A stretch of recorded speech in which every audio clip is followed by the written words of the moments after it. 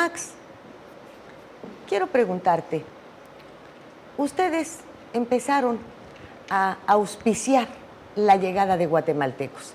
Digo ustedes porque entonces estabas en Chiapas y por allá, en un rancho maderero, ocupaban esa mano de obra. ¿Qué sucede cuando abres la puerta de esa manera sin tener todos los elementos legales en la mano? Yo quisiera tal vez recordar al público que cuando hablamos de los refugiados guatemaltecos, allá por los años 80, estamos tal vez refiriéndonos a una actitud humanitaria del pueblo y del gobierno de México. Tenemos que recordar que en ese momento... Perdón, ¿puede lo humanitario pasar por encima de la ley, Susana?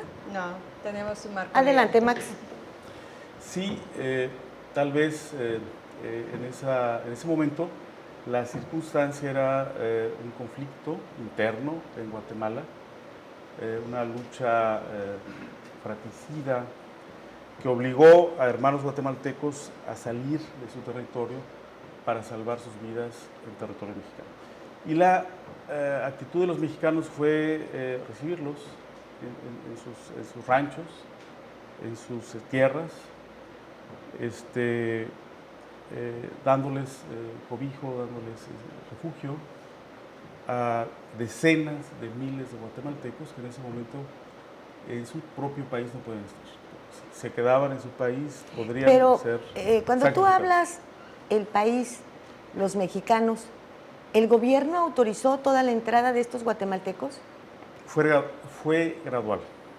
Es decir, no existía en el inicio de este fenómeno una política definida de atención al refugio. Gradualmente, y quisiera yo subrayar que fueron los propios pobladores de la frontera mexicana quienes le pusieron el ejemplo al gobierno de México acerca de la actitud humanitaria que tenían que recibir los refugiados. Y quiero dar un testimonio, porque lo viví personalmente. Yo conocí en ese momento al papá de nuestro alcalde, al señor Antonio Sánchez Meraz, quien recibió a 10,000 refugiados guatemaltecos en el rancho Puerto Rico, que era propiedad de la familia Sánchez, y que esto propició que Naciones Unidas gradualmente pudiera contribuir a la atención humanitaria, a la cooperación internacional para resolver el fenómeno de los refugiados en México.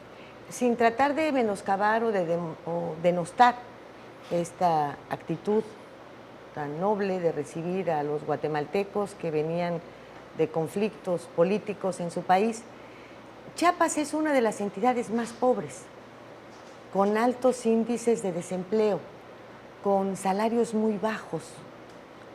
¿Se podía contratar 10,000 guatemaltecos sin alterar el empleo del campo mexicano, de los campesinos mexicanos? Pregunto.